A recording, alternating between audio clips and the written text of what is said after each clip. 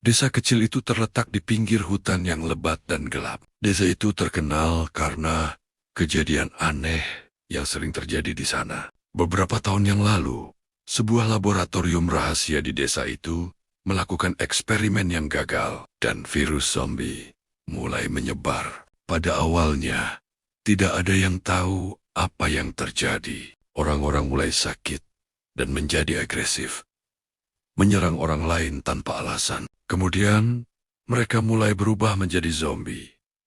Makhluk yang tidak memiliki jiwa dan hanya ingin memakan daging manusia. Saya adalah salah satu dari sedikit orang yang selamat dari serangan zombie itu. Saya bersembunyi di sebuah rumah tua di pinggir desa, menunggu kesempatan untuk melarikan diri. Suara dentuman dan jeritan masih terngiang di telinga saya. Saya bisa merasakan detak jantung saya yang berdegup kencang. Saya tahu saya tidak bisa bertahan lama di sini. Tiba-tiba, saya mendengar suara langkah kaki yang berat di luar rumah.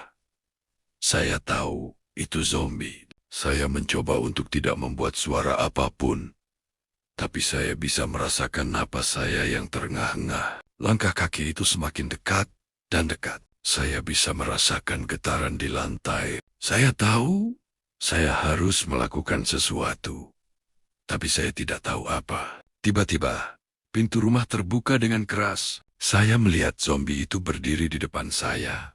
Matanya kosong dan mulutnya terbuka lebar. Saya mencoba untuk berteriak, tapi suaraku tidak keluar. Zombie itu mulai mendekati saya.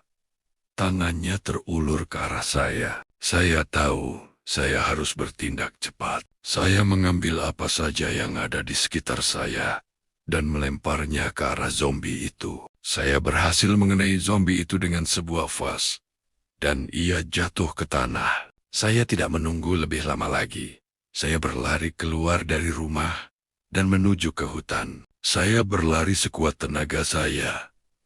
Tidak tahu kemana saya akan pergi. Saya hanya tahu saya harus terus berlari. Saya bisa merasakan napas saya yang terenggengga dan jantung saya yang berdegup kencang. Saya berlari selama berjam-jam.